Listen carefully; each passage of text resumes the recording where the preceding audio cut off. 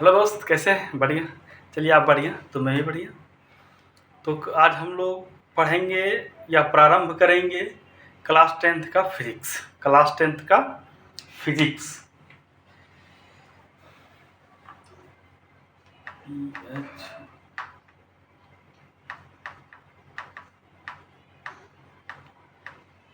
ये physics chapter हम लोग प्रारंभ करेंगे। इसका पहला चैप्टर है प्रकाश का परावर्तन। पहला चैप्टर का क्या नाम है? प्रकाश का परावर्तन। प्रकाश का परावर्तन। प्रकाश का परावर्तन। अब मेरे दोस्त, ये हमको समझ में नहीं आ रहा है कि ये चैप्टर चालू कहाँ से करें, कहाँ से क्या करें, क्योंकि ये चैप्टर इतना इम्पोर्टेंट है। ये 8-9 से प्रारंभ होकर के 11-12 आगे तक चलते जाता है। ये बहुत ही इम्पोर्टेंट टॉपिक है। इसका हर एक पॉइंट इम्पोर्टेंट है आपके लिए। तो मुख्य रूप से ये भौतिकी का अर्थ क्या होता है?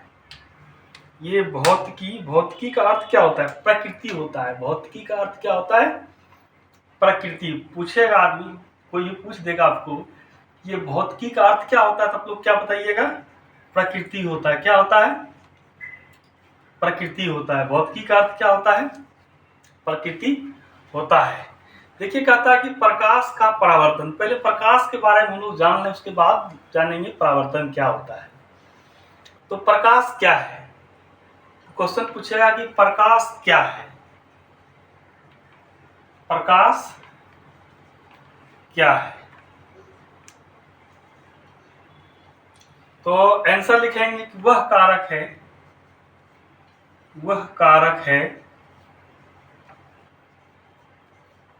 जिसकी सहायता से हम वस्तुओं को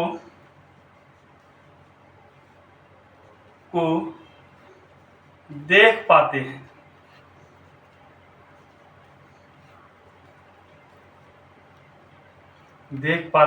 हैं।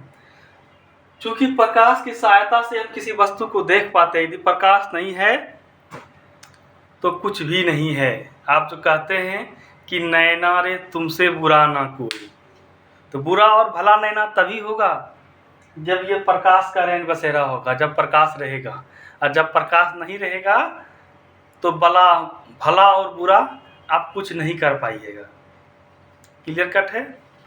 तो प्रकाश वह कारक है जिसकी सहायता से हम वस्तुओं को देख पाते हैं। एक चीज आप लोग देख लीजिएगा कि विद्युत बल्ब, समझिएगा, विद्युत बल्ब। ये विद्युत बल्ब करता क्या है? तो विद्युत बल्ब जो होता है, ये विद्युत बल्ब क्या करता है कि विद्युत ऊर्जा को ऊष्मा एवं प्रकाश ऊर्जा में कन्वर्ट करता है। ऊष्मा एवं प्रकाश ऊर्जा में कन्वर्ट करता है। आप लोग देखिएगा, जब विद्युत बल्ब को जलाइएगा बिजली में, तो होगा क्या कि बल्ब धीरे धीरे गर्म हो जाएगा। बल्ब क्या होता है? धीरे धीरे गर्म हो जाएगा। इसका मतलब उससे कुछ हीट निकलता है, ऊष्मा निकलता है, और जैसे वो जलता है तो प्रकाश भी निकलता है। यदि कि विद्युत बल्ब जो होता है विद्युत ऊर्जा को ऊष्मा एवं प्रकाश ऊर्जा में परिवर्तित करता है। उसी प्रकार से आप लोग देखिएगा मोमबत्ती क्या है? मोमबत्ती। तो मोमबत्ती क्या करता है? मोमबत्ती में क्या रहता है? मोम के वगैरह रहता है, रस्सी रहता है। तो वो क्या, उसमें क्या भरा रहता है? रासायनिक ऊर्जा। क्या रहता है? रासायनिक ऊर्जा। तो रासायनिक ऊर्जा को प्रकाश और ऊष्मा ऊर्जा में, क्योंकि मोमबत्ती को हम लोग जब जलाते हैं उससे प्रकाश निकलता है, और प्रकाश निकलेगा तो वहां से ऊष्मा भी उत्पन्न होगा। मोमबत्ती किस ऊर्जा में परिवर्तित करता है? तो रासायनिक ऊर्जा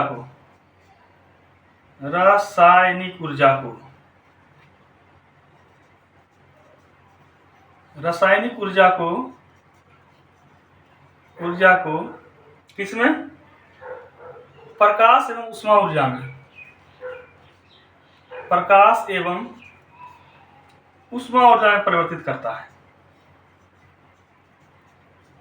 ऊष्मा ऊर्जा में परिवर्तित करता है। Clear cut. इससे स्पष्ट होता है कि प्रकाश एक प्रकार की ऊर्जा है। प्रकाश क्या है? प्रकाश एक प्रकार की ऊर्जा है। इसको यहां से स्टार लगा के यह भी लिख लीजिएगा कि प्रकाश एक प्रकार की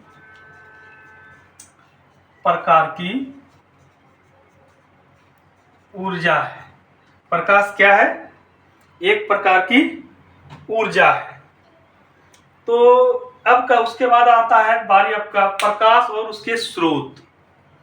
प्रकाश और उसके स्रोत, इसको आप लोग नोट कर लीजिए, बाकी का फिर देखते हैं हम। प्रकाश और उसके स्रोत।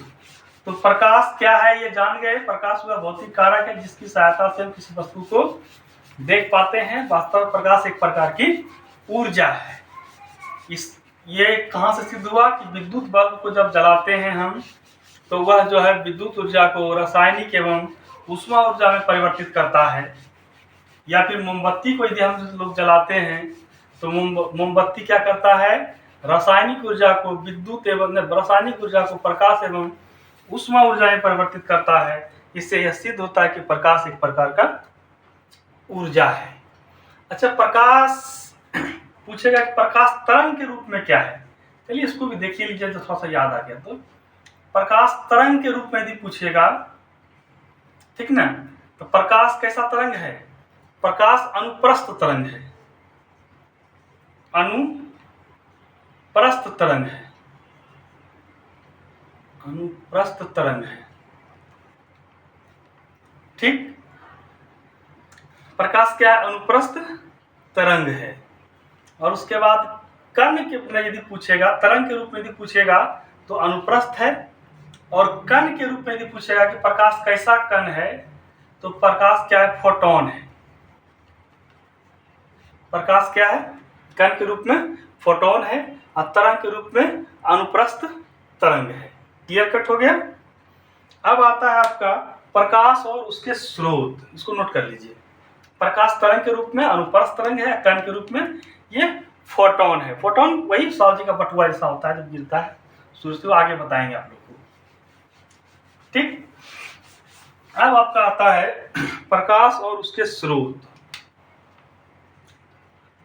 प्रकाश और उसके स्रोत, प्रकाश और उसके स्रोत। तो प्रकाश और उसके स्रोत जो है ना, दो प्रकार के हैं। प्रकाश के स्रोत दो प्रकार के होते हैं, एक प्राकृतिक होता है और एक कृत्रिम होता है। ठीक ना। प्रकाश यानी कि जिस स्रोत से निकलती है उसको प्रकाश का स्रोत कहा जाता है। जैसे कि आपका हो गया प्रकृति और कृत्रिम, प्राकृतिक और कृत्रिम। प्राकृतिक में आपका आ गया, प्राकृतिक में आपका आ गया सूर्य, तारे, प्राकृतिक। और ये आपका क्या हो गया? कृत्रिम।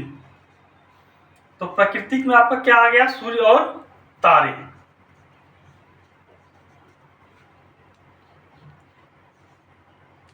सूर्य और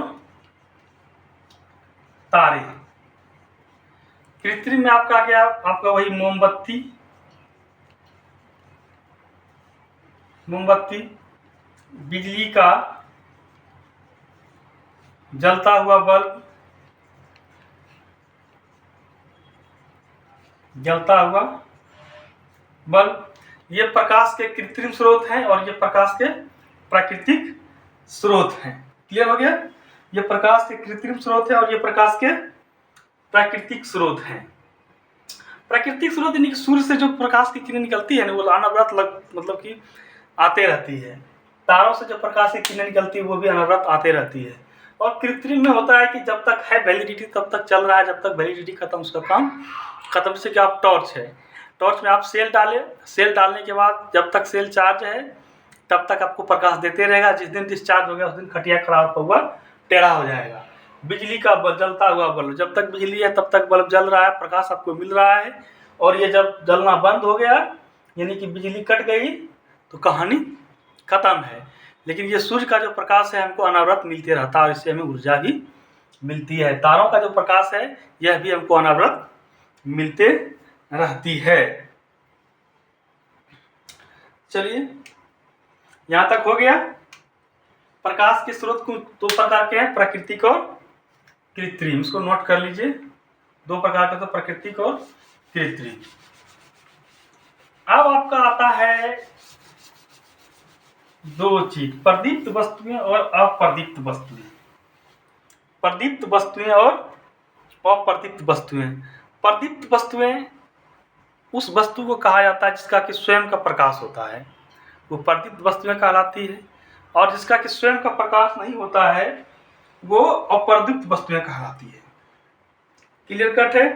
जैसे कि आपका सूर्य, बिजली का जलता हुआ बल्ब, जलती हुई मोमबत्ती, ये सब आपके प्रदीप्त वस्तुएं हैं। ये सब कैसी वस्तुएं हैं? प्रदीप्त वस्तुएं हैं। और अप्रदीप्त वस्तुएं में आपका कुर्सी, टेबल, ये पेन, ये बोर्ड, जो भी है, ये सब कौन से हैं? अप्रदीप्त वस्तुएं। जिनमें स्वयं का प्रकाश हो वो प्रदीप्त वस्तुएं, और जिनमें स्वयं का प्रकाश नहीं हो वो क्या कहलाता है? अप्रदीप्त वस्तुएं। चलिए लिख लेते हैं प्रदीप्त वस्तुएं।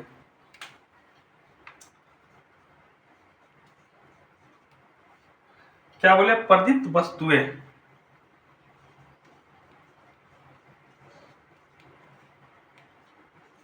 प्रदीप्त वस्तुएं आप लोग हेडिंग मारिए, प्रदीप्त वस्तुएं। कुछ वस्तुएं प्रकाश उत्सर्जित करती है, कुछ वस्तुएं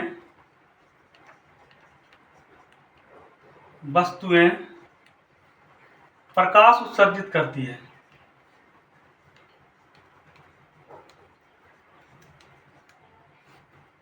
उत्सर्जित करती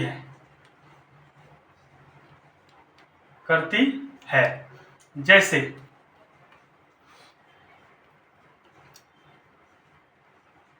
सूर्य, तारे, बिजली का जलता हुआ बल्ब। ठीक, ऐसी वस्तुएं प्रदीप्त वस्तुएं कहलाती है।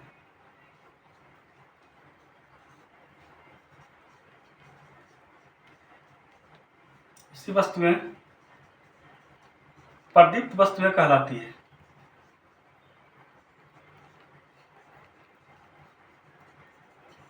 ऐसी वस्तुएं प्रदीप्त वस्तुएं कहलाती है। उसके बाद अब आपका आता है अप्रदीप्त वस्तुएं। अप्रदीप्त वस्तुएं,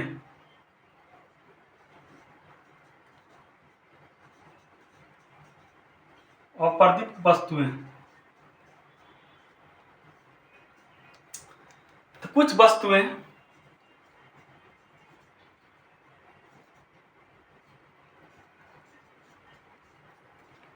वस्तुएं प्रकाश उत्सर्जित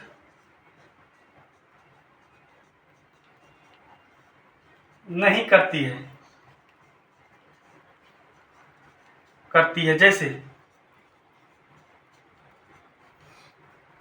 जैसे में क्या आ जाएगा? टेबल, कलम,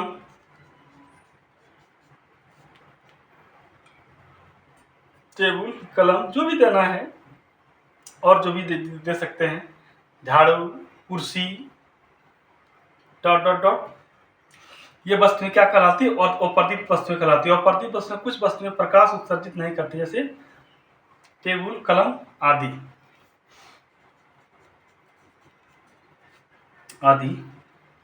अप्रदीप्त वस्तुएं कहलाती है। अप्रदीप्त वस्तुएं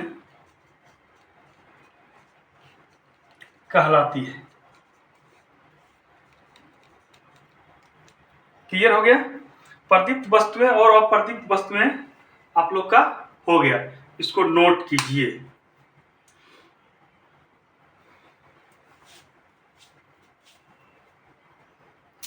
प्रदीप्त वस्तु को जो है ना, प्रदीप्त वस्तु या दीप्तिमान वस्तु भी कहा जाता है। प्रदीप्त वस्तु को दीप्तिमान वस्तु भी कहा जाता है। इसको भी आप लोग नोट कर लीजिएगा।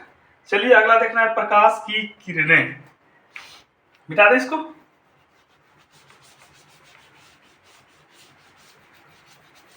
अगला टॉपिक आपका आएगा प्रकाश की किरणें। प्रकाश की किरणें।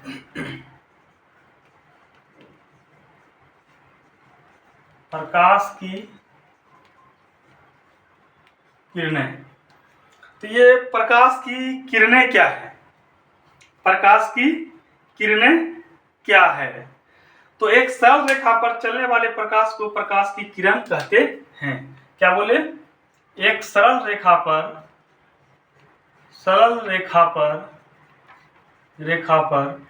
चलने वाले प्रकाश को प्रकाश की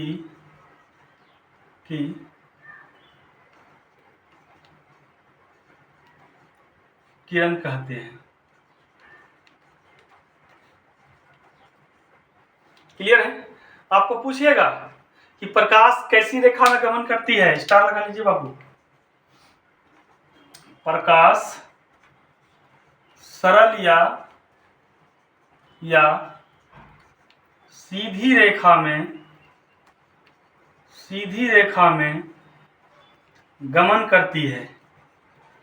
कैसी रेखा में गमन करती है? सरल या सीधी रेखा में गमन करती है। उसके बाद आता है किरण पुंज यानी कि बीम। क्या होता है? किरण पुंज। तो किरण पुंज को अंग्रेजी में क्या बोलते हैं? बीम।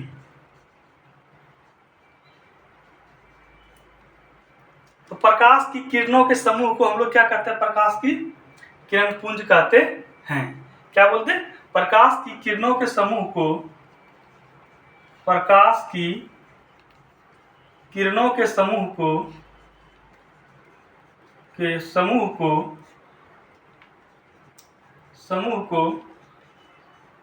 किरण पुंज कहते हैं।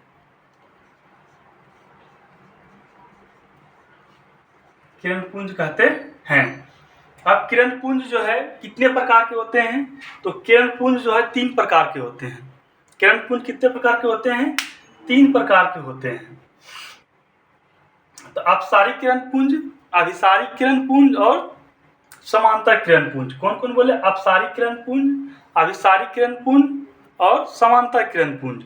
यानी कि पैरेलल बीम, डाइवर्जिंग बीम और कन्वर्जिंग बीम। इसका अंग्रेजी भी आप लोग याद रखिएगा। डाइवर्जिंग बीम, पैरेलल बीम और कन्वर्जिंग बीम। पूछेगा आपको कि किरण पुंज कितने प्रकार के होते हैं, इसको मिटा देते हैं। किरण पुंज कहते हैं, चलिए इसमें जोड़ते हैं एक चीज और। तो किरण पुंज कहते हैं ये 3 प्रकार के होते हैं। ये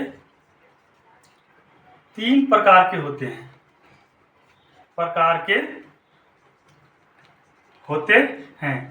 किरण पुंज कितने प्रकार के होते हैं? किरण पुंज 3 प्रकार के होते हैं। पहला पुंज है अपसारी किरण पुंज। पहला क्या है? अपसारी किरण पुंज। अपसारी किरण पुंज।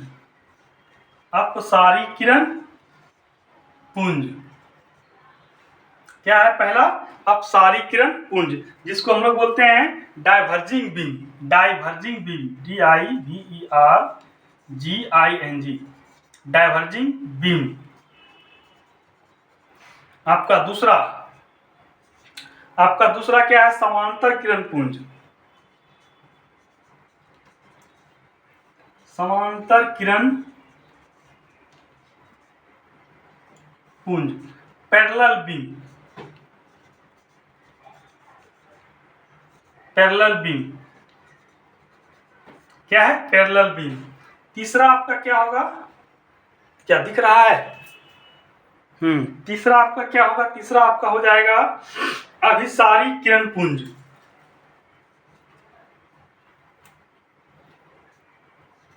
अभिसारी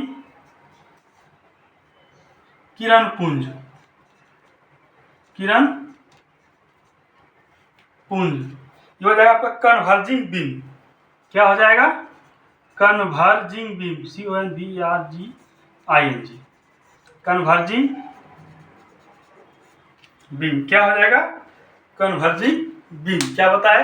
प्रकाश की किरणें एक सरल रेखा में चलने वाले प्रकाश को प्रकाश की किरणें कहते हैं, किरण कहते हैं। दूसरा, प्रकाश सरल रेखा या सीधी रेखा में गमन करती है। ऑब्जेक्टिव में पूछेगा कि प्रकाश कैसी रेखा में गमन करती है, तो प्रकाश सीधी रेखा या सरल रेखा में गमन करती है। किरण पुंज, तो प्रकाश की किरणों के समूह को किरण पुंज कहा जाता है। क्या बोले? प्रकाश की किरणों के समूह को किरण पुंज कहा जाता है। यानी कि एक किरण आया, दो किरण आया, जैसे कि देखिए ये तो आपका किरण हो गया। इस प्रकार से भी एक आया, दो आया, तीन आया, चार आया, पांच आया, तो इस प्रकार के प्रकाश की किरणों के समूह को क्या हम लोग बोलते हैं? किरण पुंज। अब किरण पुंज जो होते हैं वो कितने प्रकार के होते हैं? तीन प्रकार के होते हैं। कितने प्रकार के होते हैं? तीन प्रकार के होते हैं। पहला क्या होता है?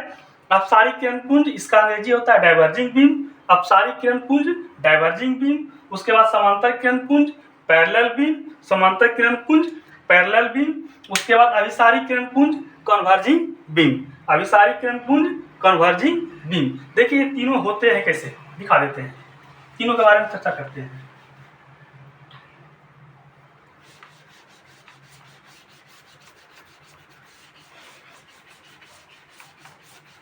देखिए समानांतर, समानांतर का अर्थ होता है कि समान अंतर। देखिए इस प्रकार की जो किरण पुंजें होंगी, यानी कि एकदम सीधी रेखा में जो गमन करेगी, एकदम ये आपका हो जाएगा पैरेलल बीम। उसके बाद अप मतलब क्या होता है? ऊपर। अप मतलब क्या होता है? ऊपर। एक बिंदु स्रोत से निकलेगी और ये फैलती चली जाएगी, एकदम ऊपर होते चली जाएगी। देख लो इस स्थिति में रहेगी तो ऐसे होगी। ये क्या हो गया? अपसारी किरण पुंज। ये कौन सी किरण पुंज है? अपसारी किरण पुंज। ठीक इसके विपरीत होता है अभिसारी किरण पुंज। उसमें क्या होता है कि किरणें निकलती है, किरणें निकलती है और एक बिंदु पे आकर के मिलती है। देखिए ये देखिए, एरो का सिर्फ डिफरेंस है, ठीक ना? एरो का सिर्फ डिफरेंस है। ये आपका समांतर किरण पुंज, ये आपका अपसारी किरण पुंज, ये आपका अभिसारी किरण पुंज। इस प्रकार की किरण पुंज देखते हैं समांतर रूप से चलती है, और ये क्या होती है? एक बिंदु स्रोत से निकल करके फैलती चली जाती है, और ये क्या होती है? एक बिंदु स्रोत पे आकर के मिल जाती है। ठीक है, इसके बारे में इसका डेफिनेशन सेकेंड यानी कि नेक्स्ट क्लास में होगा। तब तक के लिए धन्यवाद। ये वीडियो अच्छा लगे तो चैनल को लाइक, सब्सक्राइब और शेयर जरूर करें। धन्यवाद।